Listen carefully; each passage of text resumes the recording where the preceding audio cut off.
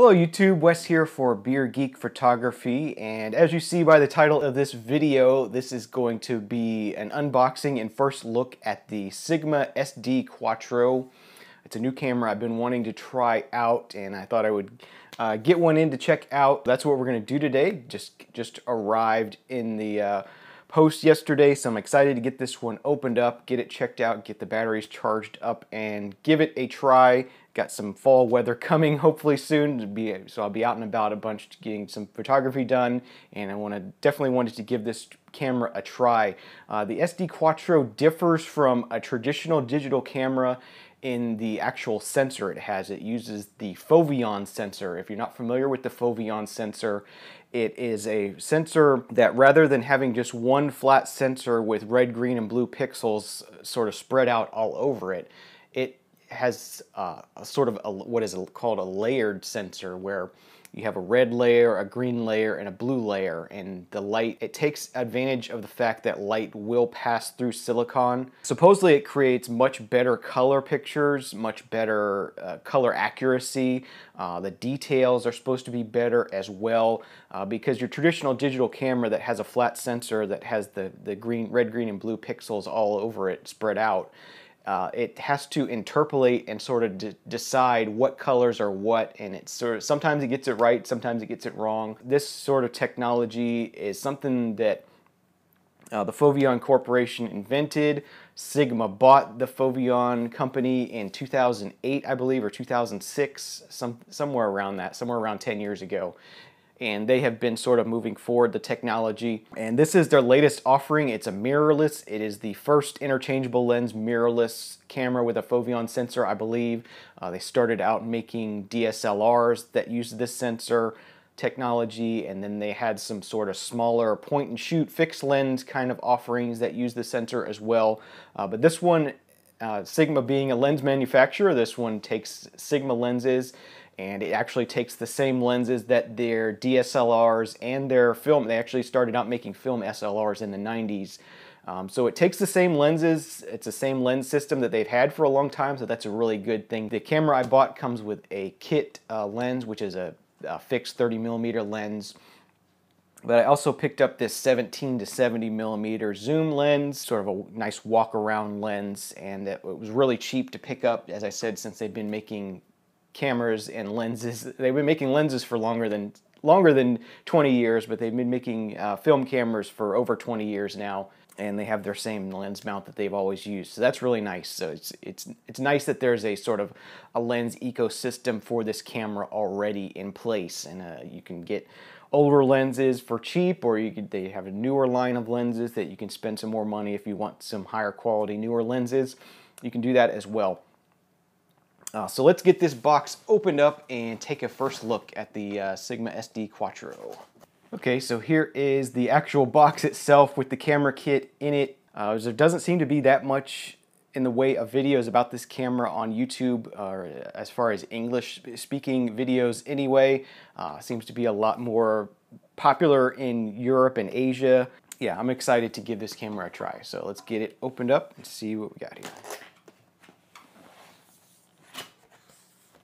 Here on the top is a warranty sticker. I don't know where I should start. Over here on the right, I believe this is the lens because it feels like a pouch. Yeah, this will be the lens itself. Being Sigma, they do typically include pouches. If you've ever bought a Sigma lens before, you know that it usually comes with a pouch. This one is no different. It has a nice nylon pouch with a zipper on it. There's even a belt hook on the back, so if you wanted to attach that to your belt and just use the lens pouch, if you're just bringing, you know, sort of two lenses and you have one on your camera and one in the pouch, that's a really handy thing to have. And I think this lens I bought would fit in this pouch as well, so that'll be really nice. Sturdy, sort of foam-lined pouch, really well and protected there. Here is the lens itself. It is part of the Sigma Art Series line. If you know, these are very popular lenses right now. A lot of people really love these. This is the 30mm f1.4 aperture lens for their Sigma SA mount cameras. A really nice feel and lens, really sturdy construction, got some nice heft to it. There's the front element. I'll try to sort of cut in some closer up shots of all this stuff as we look through it. And there's the back element of that, really nice metal mount, some nice aluminum, well, it might be plastic. It has a really nice quality feel to it. Looks like full-time manual focus. And then the autofocus, manual focus switch on the side there. It does include a hood, which is always nice. Usually if you buy directly from Canon or Nikon or whatever, you usually have to buy the lens hood, but Sigma almost always includes a lens hood with their lenses, no matter what the mount is for. So that's really nice. And of course it's reversible for compact storage, so that's nice. Next thing we have here in the middle, I'm assuming this is going to be the accessories for the camera. Okay, so the first thing we have here is the battery charger and the cord for the wall.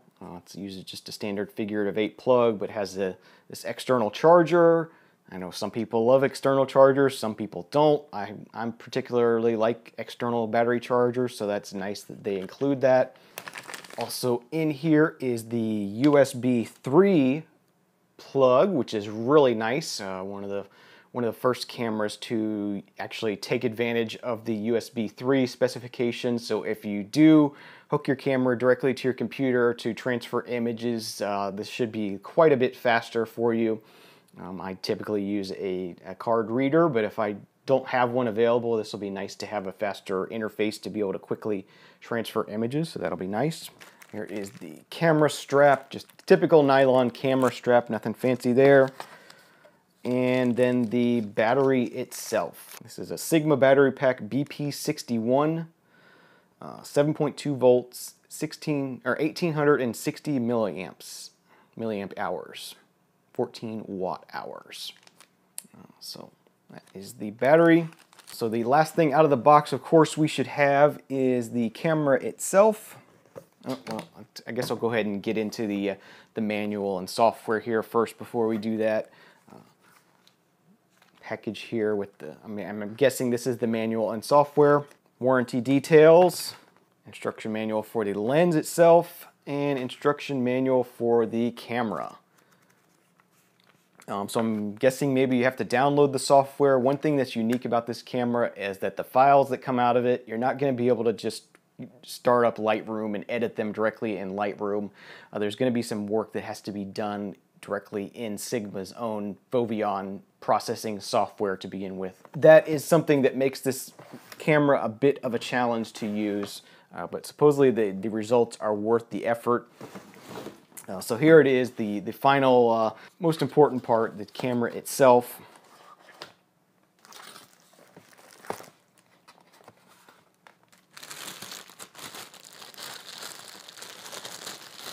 Okay, so there it is.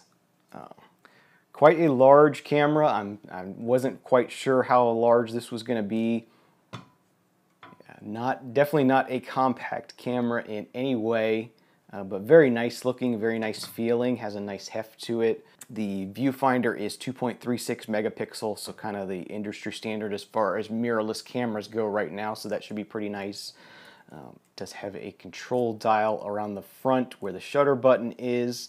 A really nice, deep, beefy grip, really like that. There is a vertical battery grip that's available for this camera that if I decide it's something I want to keep, I will probably end up purchasing because I do like vertical battery grips.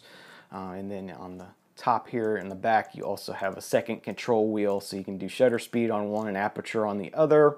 And as I said, since they did continue to use the same lenses that were made for both their film SLRs and their digital SLRs using the Foveon sensor, this mirrorless camera has sort of an empty area where the mirror box would typically be, so it makes it larger, but it means all the old lenses still work. So that's kind of a trade-off, I should say. Choices they made when they were designing this camera, it's pretty interesting that they decided to do that. Really nice looking control buttons on here. Sensor.